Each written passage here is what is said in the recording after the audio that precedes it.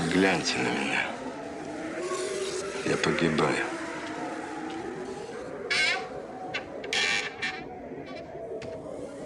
Негодяи в грязном колпаке. Повар столовой нормального питания, служащих Центрального совета народного хозяйства. Обварил мне Бог. Какая гадина. А еще пролетарий. Господи, как больно. Чем я ему помешал? Неужели я обожру Совет народного хозяйства, если в помойке пороюсь? Жадная тварь. Вор с медной мордой. Боже, как есть хочется.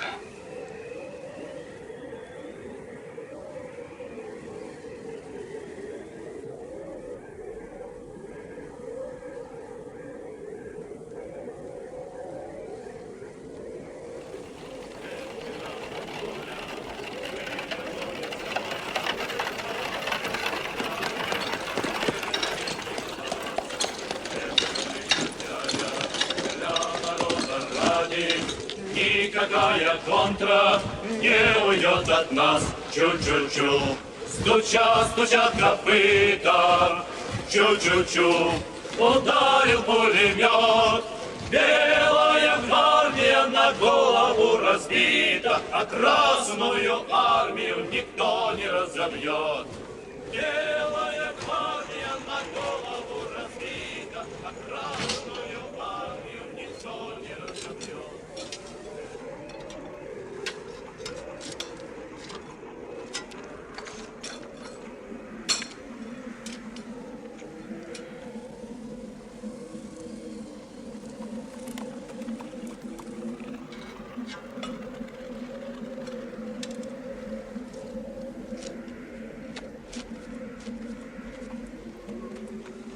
Дворники из всех пролетариев самая гнусная мразь. Человечьи очистки. Самая низшая категория. Повар попадается разный. Например, покойный Влас Причистенький. Скольким он жизнь спас. Бывало, махнет Влас кость, а на ней со смушку мяса.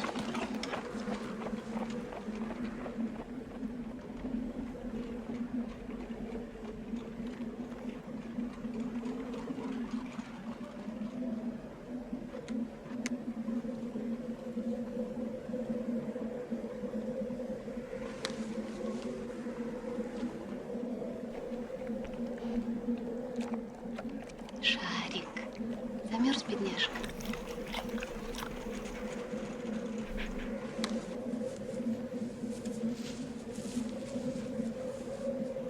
Машинисточка.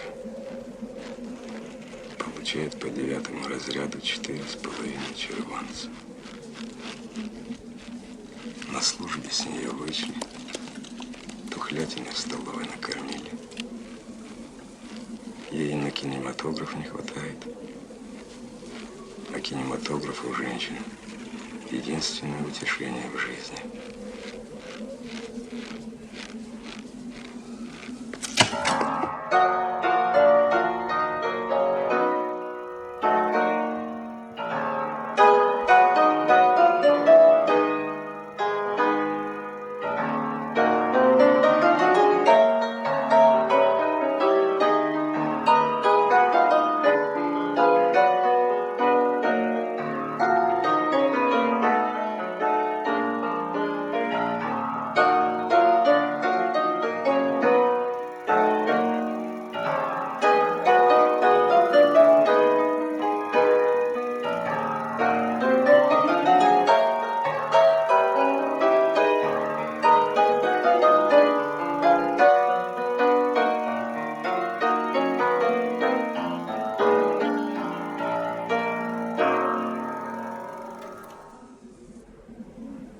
били вас по заду сапогом, а кирпичом по ребрам получали? Все тело мое изломано, бито. Надругались над ним люди. Достаточно. Шарик называла она меня. Какой я к черту шарик? Шарик — это значит круглый, упитанный, глупый. Овсянку жрет сын знатных родителей. А я? Даль моей карьеры видна мне совершенно отчетливо. Завтра я получу воспаление легких, а получив его, я, граждане, подохну с голоду. Поползу я на животе, ослабею, и любой спец пришибет меня палкой.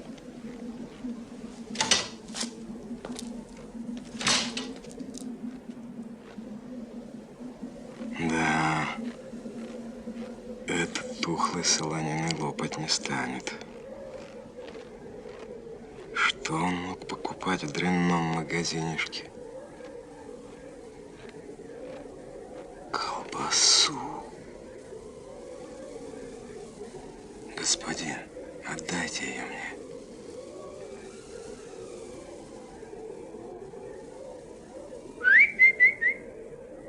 В сущности, зачем вам особая краковская? Для чего вам гнилая лошадь?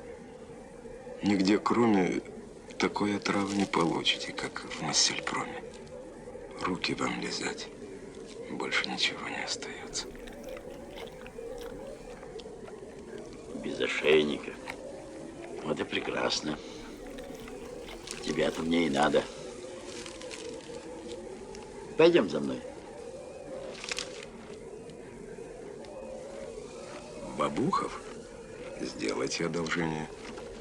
Очень хорошо известен нам этот переулок.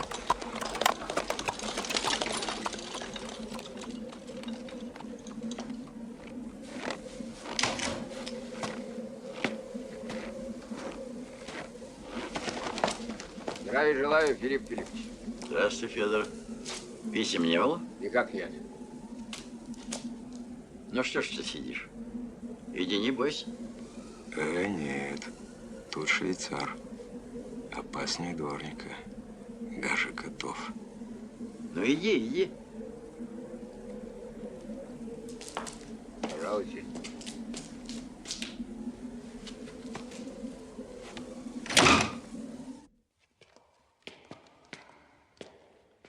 Филипп Филиппович, а в третью квартиру жил товарищи вселили. Ну? Так точно, целых 4 штуки. Боже мой, воображаю, что там делается в этой квартире. Ну и что же они? Да ничего. А Федор Павлович? За ширмами поехали и за кирпичом. Перегородки будут ставить, Филипп Филиппович. Что делается? Ай-яй-яй-яй. Ну, иди за мной.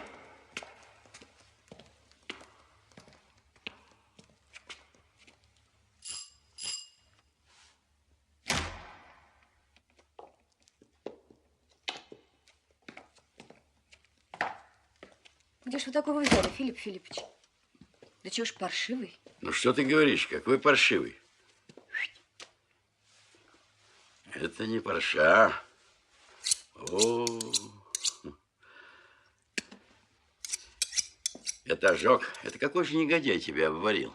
Сейчас же я в смотровой, а мне халат. Ну, пойдем со мной. Пойдем. Сюда, сюда. Пойдем.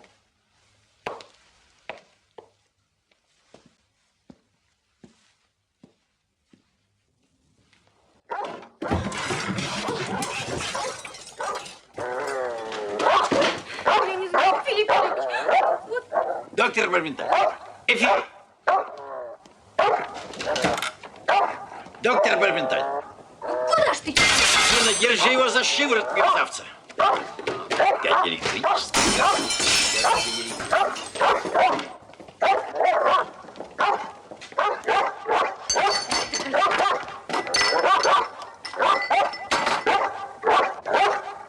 Сейчас.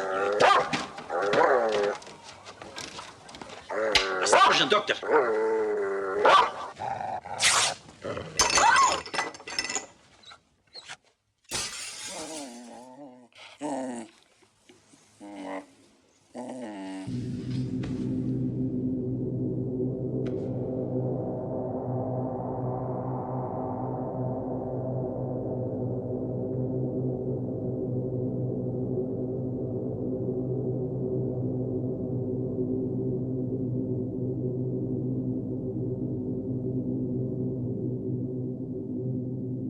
От Севильи до Гренады в тихом сумраке ночей.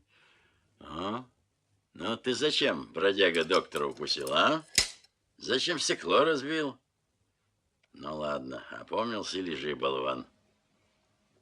Стало быть, это я его кусанул. Моя работа. Ну, будут драть. Как это вам, Филипп Филиппович, удалось подманить такого нервного пса? Лаской. Лаской. Единственным способом, который возможно в обращении с живым существом. Террором ничего поделать нельзя. Это я утверждал, утверждаю и буду утверждать.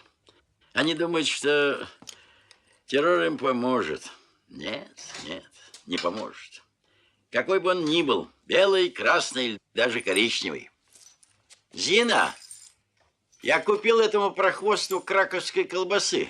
Потрудись накормить его, когда его перестанет тошнить. Краковской. Краковскую я лучше сама съем. Только попробуй, я тебе съем. Это трава для человеческого желудка. Взрослая девушка, как ребенок, тащишь в рот всякую гадость.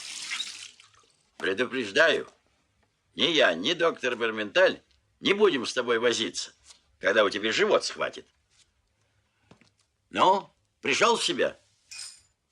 Пойдем принимать больных.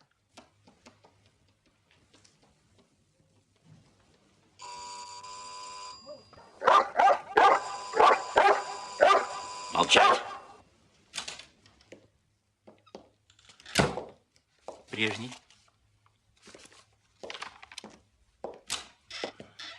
Здравствуйте, профессор. Ба, да вас нельзя узнать, голубчик. Вы маг и чародей, профессор. Как сон. Мы одни, профессор. Это неописуемо. Пароль d'honneur, 25 лет, ничего подобного. Верите или нет? Каждую ночь обнаженные девушки стаями. Снимайте штаны. Эх, профессор, если бы вы открыли способ, чтобы и волосы омолаживать. Не сразу, дорогой мой, не сразу.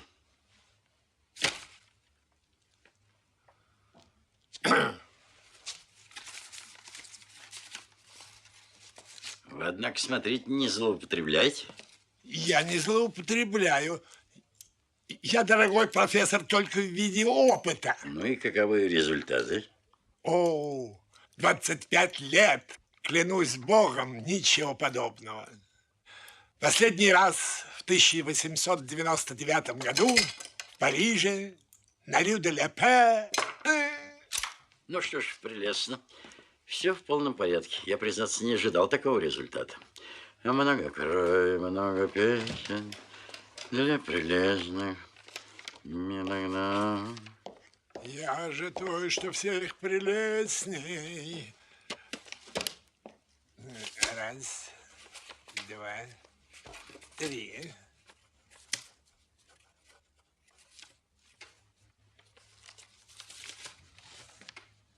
Две недели можете не показываться. Благодарю вас.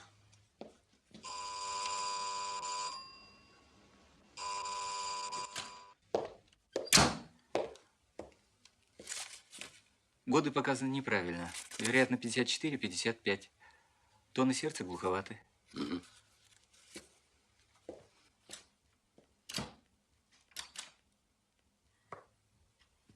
Прошу вас. Здравствуйте, профессор. Сколько вам лет, сударыня?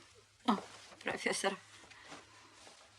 Если бы вы знали, профессор, клянусь, какая у меня драма. Лет, я вам говорю, сколько? Честное слово. Ну, 45. Сударыня, меня ждут. Не задерживайте, пожалуйста. Вы же не одна. Я вам как одному, как светили науки. Сколько вам лет, сударыня? Это просто ужасно. 51. Снимайте штаны. Прошу. Это такая драма, профессор. Это так ужасно. Я просто не знаю, что мне делать. Помогите, профессор. Похабная квартирка. Но до чего хорошо. А на какого черта я ему понадобился? Неужели же жить оставит? Вот чудак. Да ведь ему только глазом мигнуть, он таким бы псом обзавелся, что ахнуть. А может, я красивый? Видно, мое счастье. А сову эту мы разъясним. Одевайтесь. Клянусь, профессор, этот Моррис, это моя единственная страсть. Он карточный шулер. Его знает вся Москва. Он не может пропустить ни одной гнусной модистки. Ведь он так дьявольски молод. Я вам, сударыня, вставлю яичники обезьяны. Как? Неужели, профессор, обезьяны? Да. А когда же операция? От Сибири до Гренады в тихом сумраке ночей. Понедельник. Ляжьте в клинику утром. Мой ассистент приготовит вас. Нет, я не хочу в клинику. А нельзя ли у вас, профессор? Нельзя, ведь я у себя делаю операции лишь в крайних случаях. Это слишком дорого стоит. 50 червонцев. Я согласна. Договорились. До свидания, профессор.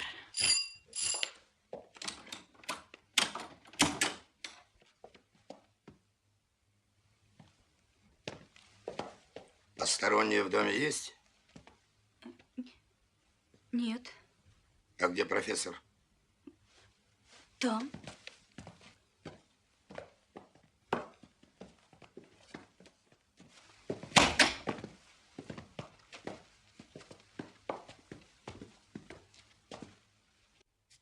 Вы ко мне? Спокойно, товарищ. Мы к вам, профессор, и вот по какому делу. Вы напрасно, господа, ходите без калош. Во-первых, вы простудитесь, а во-вторых, вы наследите меня на коврах. А все ковры у меня персидские. Во-первых, мы не господа. Во-первых, вы мужчина или женщина? Какая разница, товарищ? Я женщина. В таком случае вы можете остаться в кепке. А вас, милостивый государь, попрошу снять ваш головной убор. Я вам не милостивый государь. Мы к вам, профессор, и вот по какому делу. Кто это мы? Мы новое домоуправление нашего дома. Я Швондер, она Вяземская, товарищ Пеструхин и товарищ Жаровкин. Скажите, это вас вселили в квартиру Федора Павловича Саблина? Нас. Боже, пропал дом. Что будет с паровым отоплением? Вы издеваетесь, профессор? Да какой там из... Да. Ну и по какому делу вы пришли ко мне? Говорите скорее. Мне пора обедать. Мы к вам, профессор, вот по какому делу. Мы, управление нашего дома, пришли к вам после общего собрания жильцов нашего дома, на котором стоял вопрос об уплотнении квартир дома. Кто на ком стоял? Потрудитесь излагать ваши мысли яснее. Вопрос стоял об уплотнении. А вам известно, что постановлением от 12.04.24 я освобожден от какого-либо уплотнения? Известно. Но общее собрание жильцов нашего дома, рассмотрев ваш вопрос, пришло к заключению, что в общем и целом вы занимаете чрезмерную площадь. Совершенно чрезмерную. Вы один живете в 7 комнатах. Живу и работаю в 7 комнатах.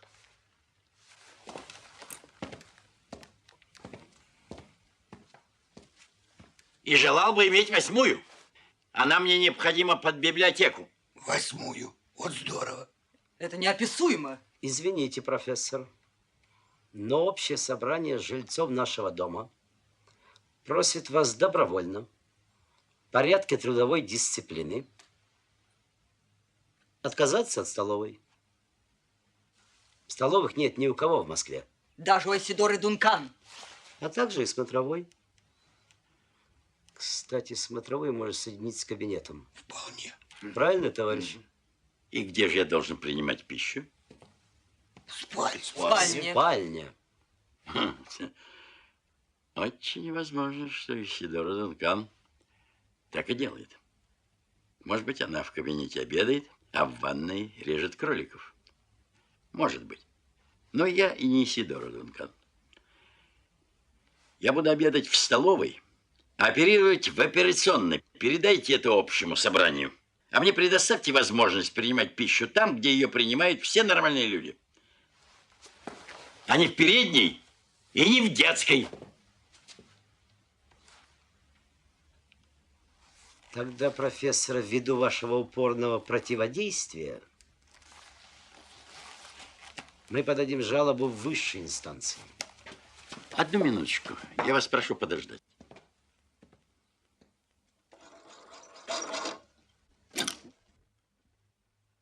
Петр Александрович, пожалуйста. Профессор Преображенский.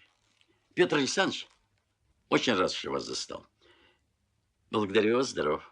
Петр Александрович, ваша операция отменяется, равно как и все другие операции. Я прекращаю работу в Москве и вообще в России. Сейчас ко мне вошли 4. Среди них 1 женщина, переодетая мужчиной, 2 мужчин, вооруженных револьверами, и терроризировали меня. Позвольте, профессор. В таких условиях я не только не могу, но не имею права работать. Поэтому я прекращаю свою деятельность, закрываю свою квартиру и уезжаю в Сочи. Ключи могу передать Швондеру. Пусть он оперирует. Но только одно условие. Как угодно, что угодно, когда угодно. Но чтобы это была такая бумажка, при наличии которой ни Швондер, ни кто-либо другой не мог даже подойти к двери моей квартиры. Окончательная бумажка, фактическая, настоящая броня, чтобы мое имя даже не упоминалось. Я для них умер. Передайте трубку Швондеру. Будьте любезны, сейчас с вами буду говорить. Да, я слушаю. Председатель домкома Швондер.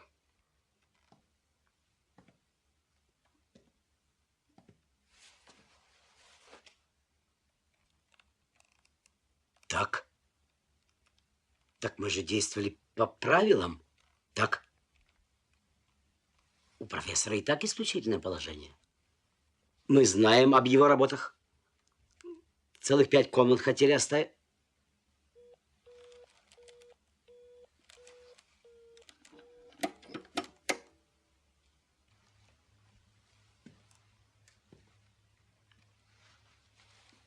Это какой-то позор.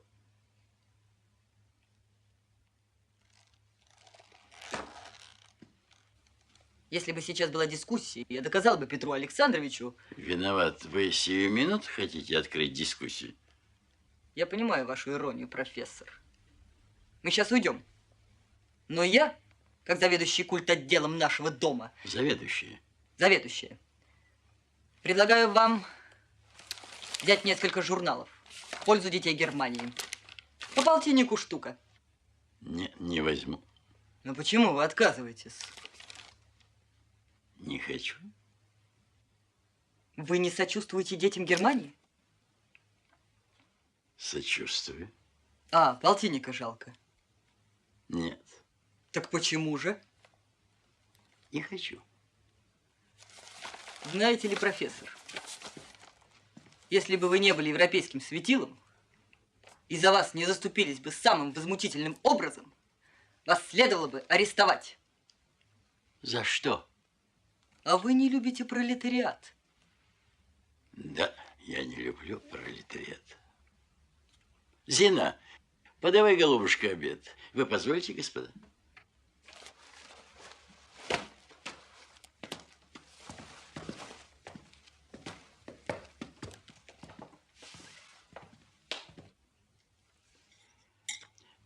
Доктор Барбендаль, оставьте икру в покое, умоляю вас. И послушайте моего доброго совета. Налейте не английской, а обыкновенной русской водки. Новоблагословенная? Бог с вами, голубчик. Дарья Петровна сама отлично готовит водку. Не скажите, Филипп Филиппович. Все утверждают, что новая очень приличная. 30 градусов. А водка должна быть в 40 градусов, а не в 30, это во-первых. Во-вторых, бог знает, чего они туда плеснули. Вы можете сказать, что им придет в голову? Все что угодно. И я того же мнения. О, а теперь, Иван Иванович, мгновенно вот эту штучку. Если вы мне скажете, это плохо, вы мой кровный враг на всю жизнь.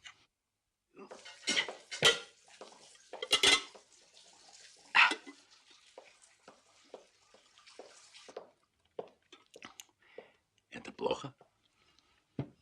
Плохо? Ответьте, уважаемый доктор. Это бесподобно.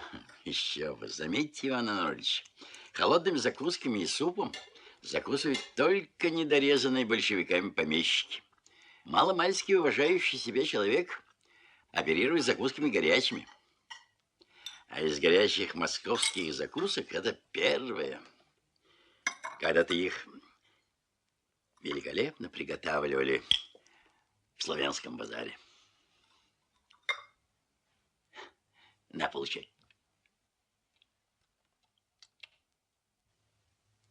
Пса в столовой прикармливаете? Потом его отсюда калачом не выманишь. Ничего, бедняга наголодался. Еда, Иван Арнольдович, штука хитрая. Есть надо уметь.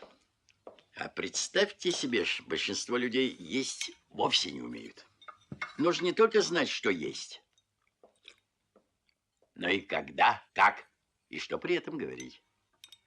А если вы заботитесь о своем пищеварении, мой добрый совет: не говорите за обедом о большевизме и медицине. И, Боже, вас сохрани, не читайте до обеда советских газет. Да ведь других нет. Вот никаких и не читайте. Я произвел 30 наблюдений у себя в клинике. И что же вы думаете? Те мои пациенты, которых я заставлял читать правду, теряли в весе. Мало этого. Пониженные коленные рефлексы, скверный аппетит и угнетенное состояние духа. Да. Суровые годы уходят, борьбы за свободу страны, за ними другие приходят, они будут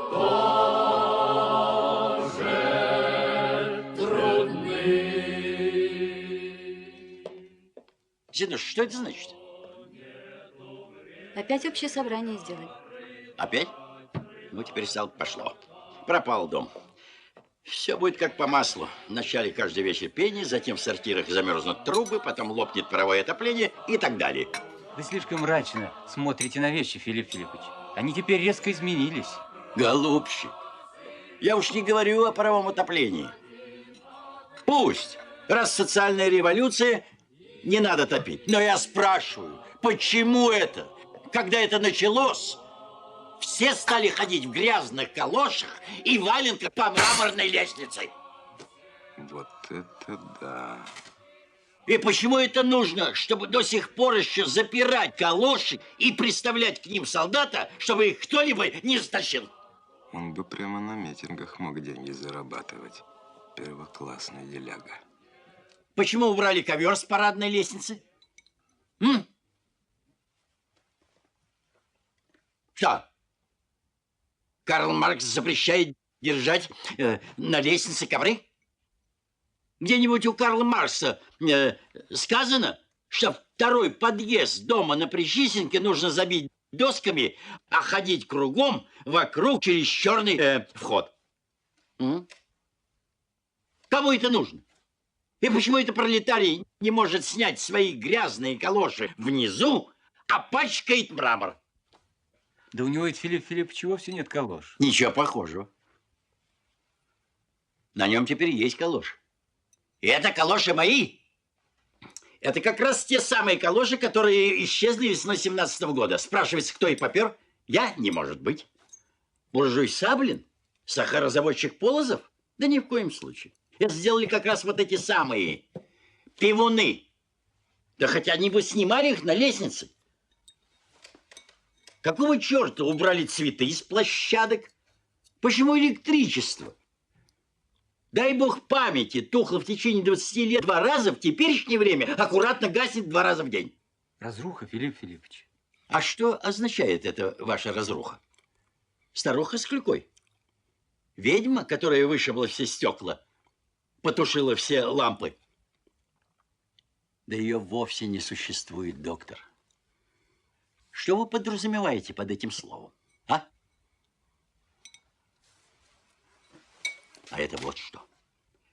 Когда я вместо того, чтобы оперировать каждый вечер, начну в квартире петь хором, у меня настанет разруха. Если я, входя в уборную, начну, извините за выражение, мочиться мимо унитаза, и то же самое будут делать Зина и Дарья Петровна, в уборной у меня начнется разруха. Следовательно, разруха не в клозетах, а в головах.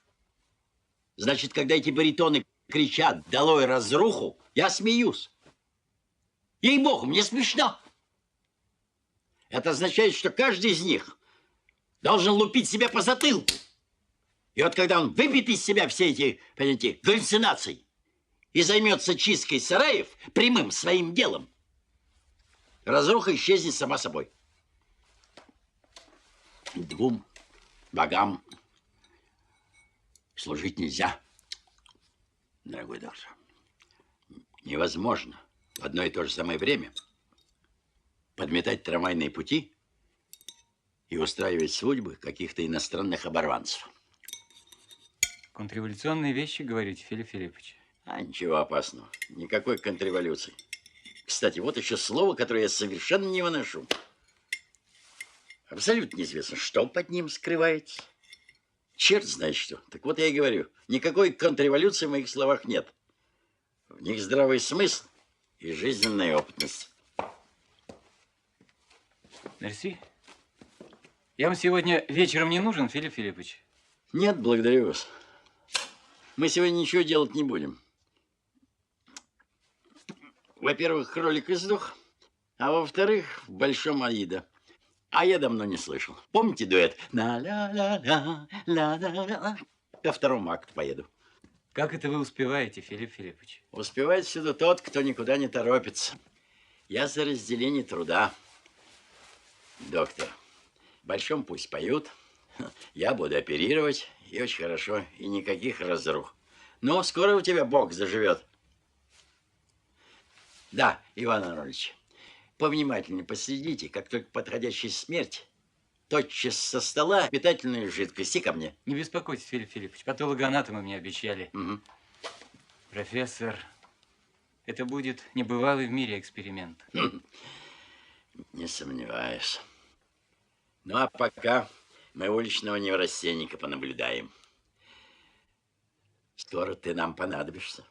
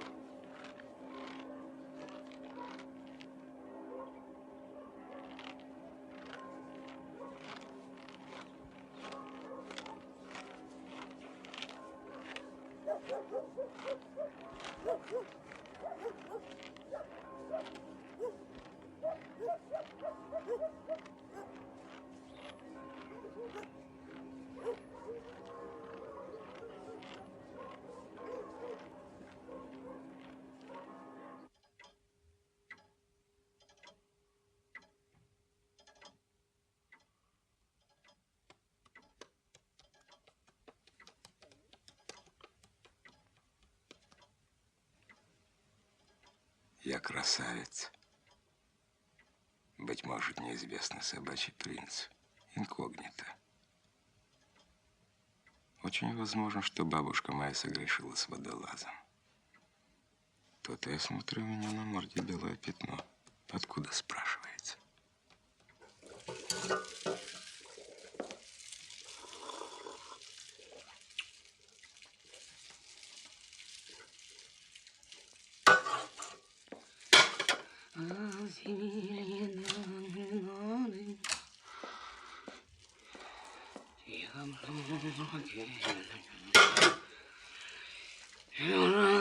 Задаются серенады.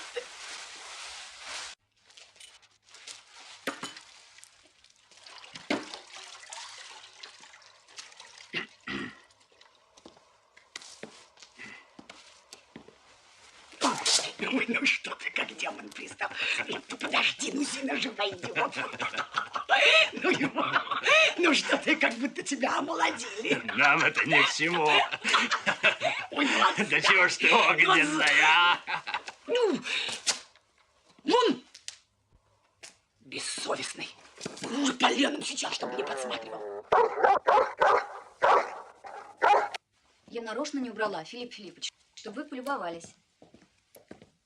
Вы мордой его потычьте в сову, чтобы он знал, как вещи портить.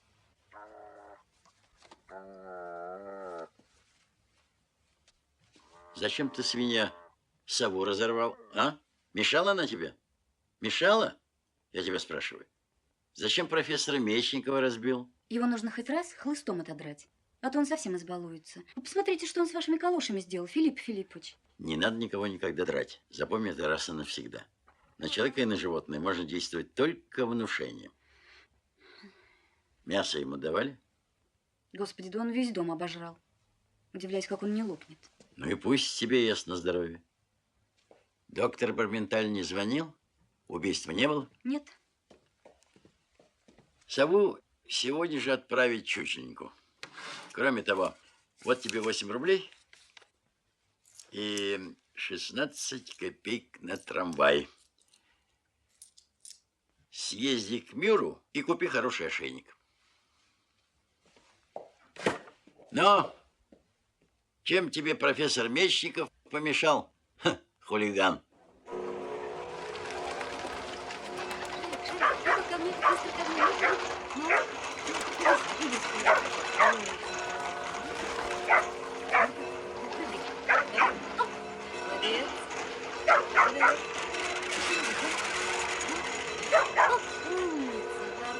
поцеловать.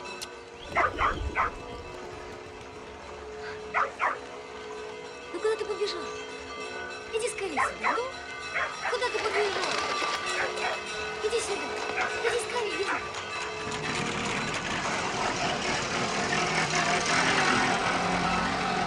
Ошейник все равно, что портфель.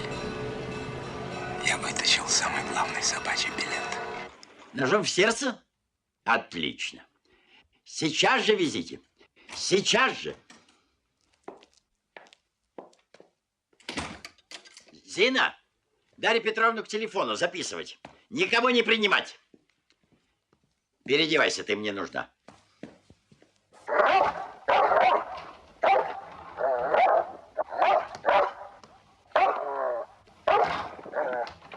Убитый Клим Григорьевич Чугункин, 25 лет, холост, беспартийный, сочувствующий.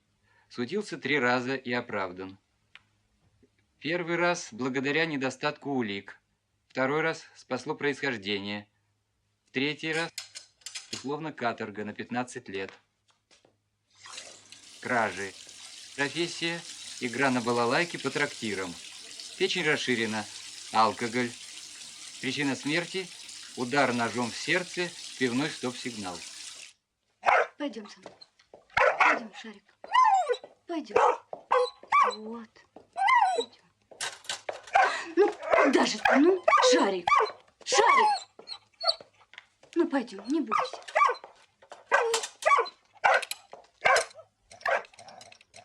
Снимешь ошейник. Только не волнуй его. Доктор, скорее эфир.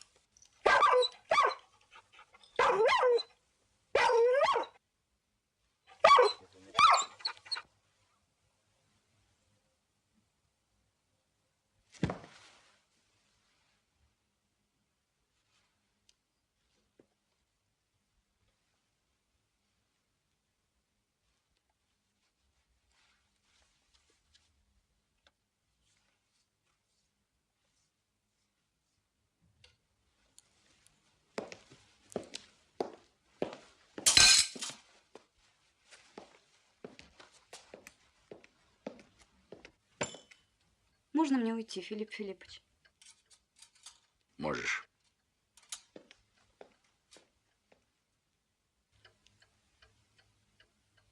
Ну, доктор, на все про все у нас 9,5 минут.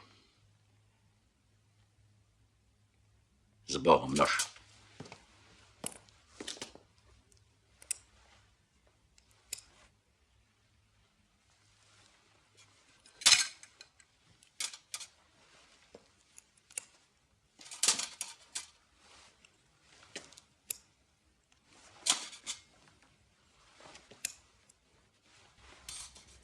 Ножницы.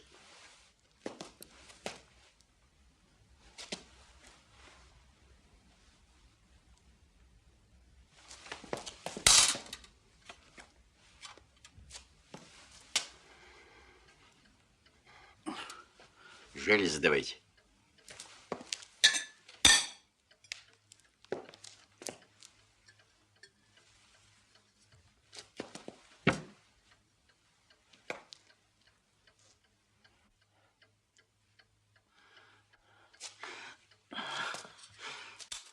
Шейте, доктор, мгновенно кожу.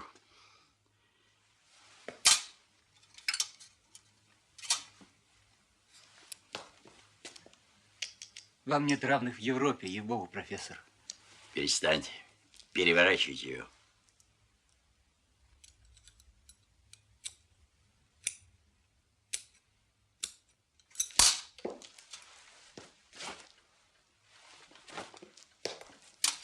Быстрее. Трепан.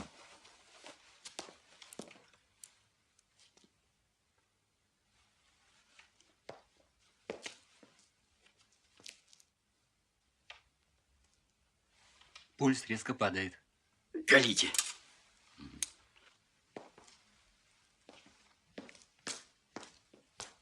Сердце? Что вы спрашиваете? Он же 5 раз бы у вас умер. Колите.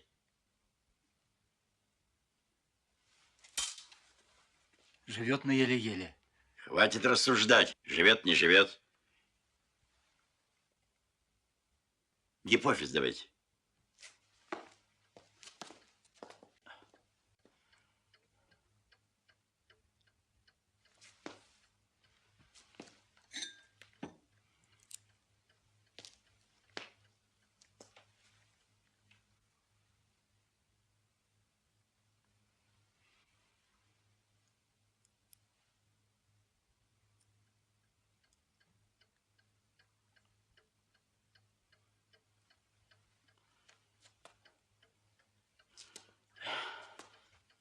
Десять минут. Умер, конечно. Нитевидный пульс? Шейте. Дина! Свежее белье и ванну.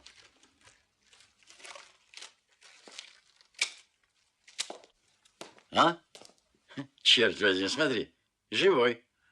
Но все равно и сдохнет. Жаль, пса хороший был, ласковый. Хотя и хитрый. Значит, Тимофеева, вы желаете озвездить свою двойню? Да мне бы имена им дать. Ну что ж, я предлагаю такие имена. Баррикада, Бебелина, Пестелина. Нет. Лучше назовем их просто. Клара и Роза. В честь Клары Цеткин и Розы Люксембург, товарищи.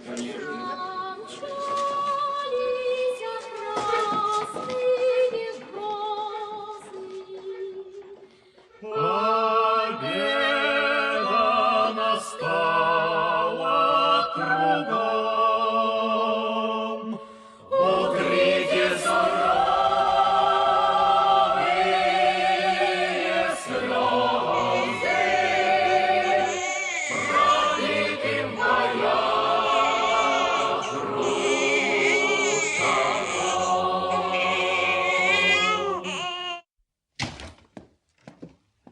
Знакомьтесь, коллега. Профессор по кафедре кожных болезней Василий Васильевич Бондарев и директор Московского ветеринарно-показательного института Николай Николаевич Персиков. Здравствуйте. Прошу.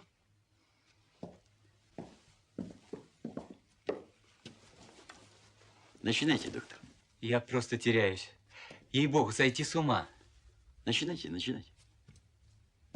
23 декабря произведена первая в Европе операция по методу профессора Преображенского. Под хлороформенным наркозом удалены семенные железы и гипофиз собаки, и вместо них пересажены железы и гипофиз, взятые от скончавшегося мужчины. Показания к операции. Постановка опыта для выяснения вопроса о приживаемости гипофиза и о его влиянии на омоложение. Оперировал профессор Преображенский, ассистировал доктор Барменталь. Интересно. Ну и что? Да, и каковы результаты? Результаты поразительные. Обнаружено выпадение шерсти на лбу и на боках туловища. Лай вместо слова гау-гау напоминает стон и отдаленно похож на звуки а и ы. Но главное – это вытягивание конечностей и замена когтей ногтями.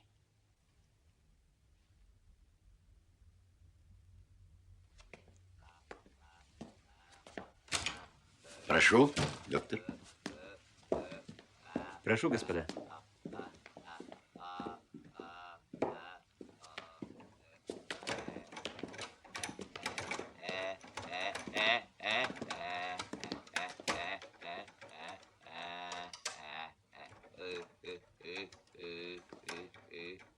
Странно. Симптомы появились на 4-й день после операции. Ногти растут прямо на глазах. Я наблюдаю это уже 2 дня. Поздравляю вас, коллега. Герой Уэллса по сравнению с вами просто вздор. А я-то думал, что все это сказка. Что вы толкуете об Уэллсе, о мелких вещах, коллега? Вы сделали неслыханное. Переворот в медицине. Триумф. Я очень рад. Однако, коллеги, какой мы поставим диагноз? Случай не описан в литературе. Я затрудняюсь. Никто такого еще не видел. Наблюдаем. Дайте ему селедки. Изменение вкуса произошло вчера.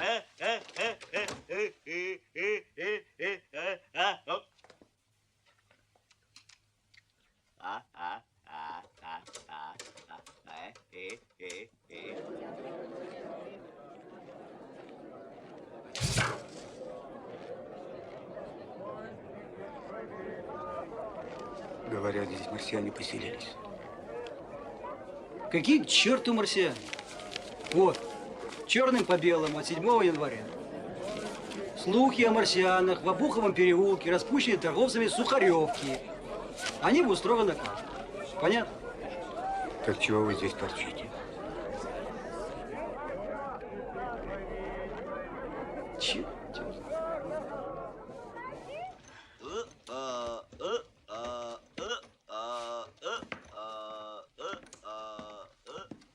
Когда я публикую эту работу, я отмечу, что без вас я не справился бы. Ой, это не важно. А впрочем, спасибо. Ловите его!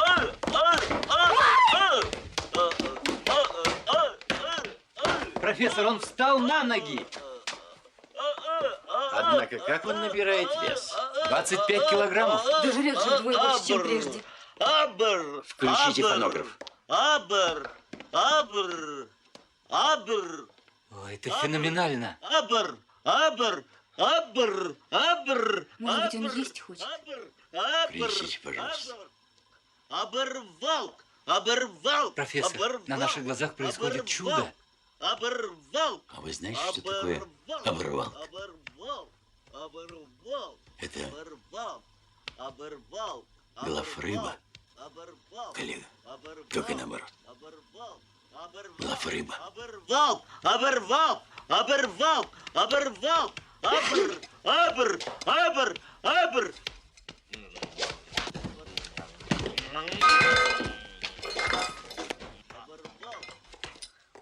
Доктор, дешатерный спирт.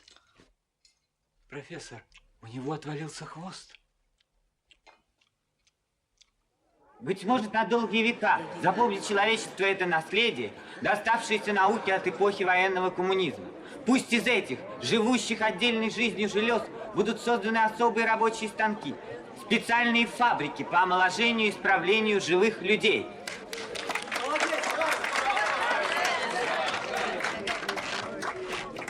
Я вот тоже про Галлы Ефрона читал. 2 тома прочел. Читаешь, слова легкие. Вячеслав, Богуслав. И убей бог, не помню, какой кто. Книжку закроешь, все вылетело. Помню одно. Мандриан. Какой, думаю, Мандриан? Нет там никакого Мандриана. Там с левой стороны 2 Бронецких. Один господин Адриан, другой Мариан. А у меня Мандриан. А у меня Мандриан. Нет. Приема не будет. Не могу. Черт-те что. 82 звонка, словно с ума сошли. Иван Иванович, я прошу вас.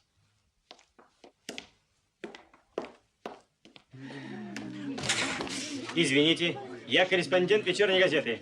Извините, спасибо. Простите, доктор, но... Я прошу извинения, но сегодня приема не будет. Профессор каждому сообщит о времени приема. Извините, но сегодня никак нельзя. Извините, пожалуйста. Примус! Признание Америки! Москва-Швея! Примус! Пивная! Еще парочку! Пивная! Еще парочку! Пивная! Еще парочку! Пивная! Еще парочку! Москва-Швея! Москва-Швея!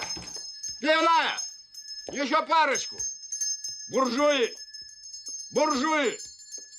Не толкайся, подлец! Слезай с подножки! Я тебе покажу твою мать! Перестань. Примус! Признание Америки!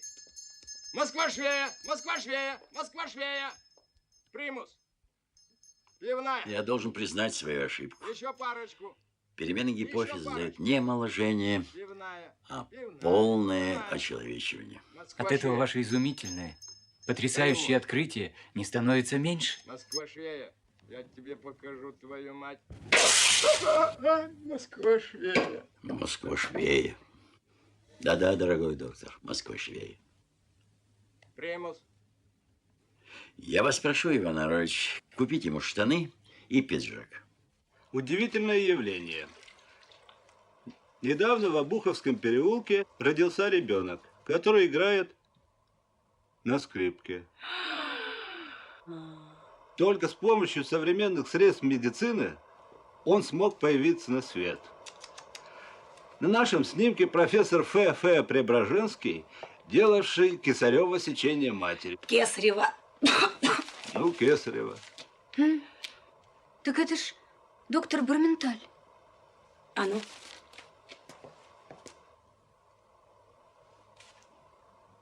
Истинно вам говорю. 4 мая 1925 года Земля налетит на небесную ось. Ой, это точно говорю. Точно.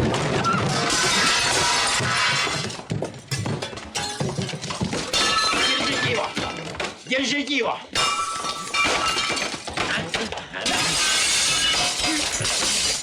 Я тебе.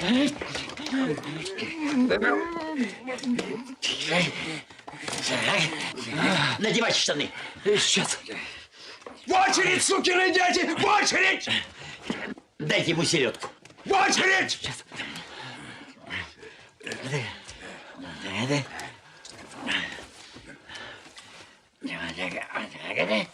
Дай папиросочку.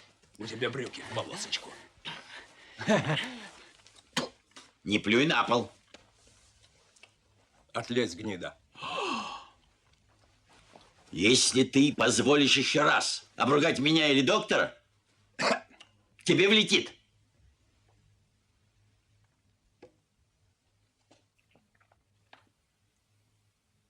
Он понимает. Филипп Филиппович, он понимает. С каждым днем в нем просыпается сознание. Профессор, Шарик разовьется в чрезвычайно высокую психическую личность. Вы думаете? Что с вами, Филипп Филиппович? Такой кабак мы с вами наделали с этим гипофизом, что прямо хоть из квартиры беги. Я вас очень прошу, дорогой Иван Аронович, переезжайте ко мне на время, а то я с ним не справлюсь.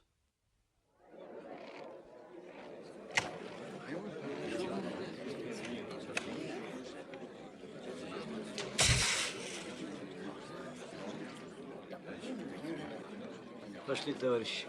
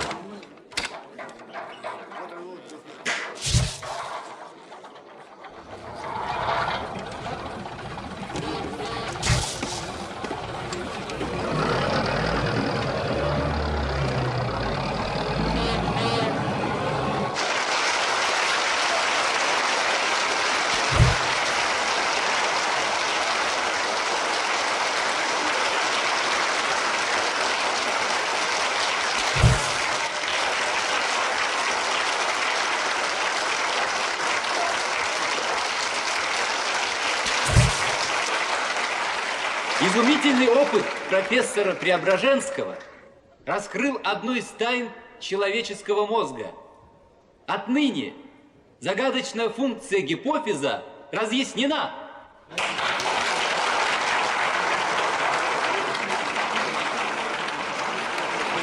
Она определяет человеческий облик. Новая область открывается науке. Без реторты Фауста создан гомункул. Скальпель хирурга вызвал к жизни новую человеческую единицу.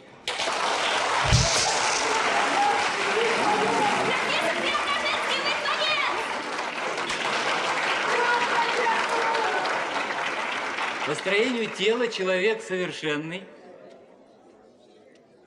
вес 3 пуда, рост маленький, ест человеческую пищу, начал курить, играет на музыкальных инструментах.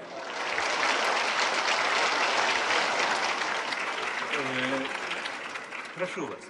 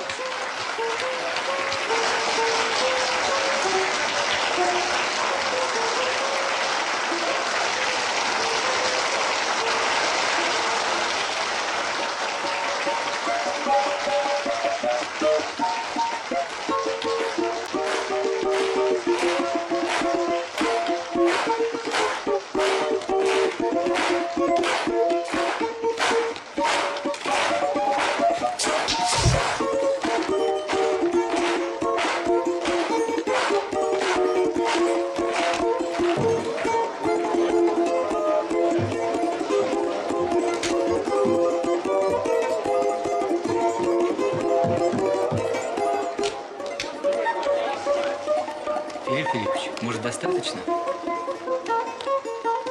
Эх, говори, Москва, разговаривай, Россия! Эх, яблочко, ты мое спелое, а вот барышня идет, кожа белая.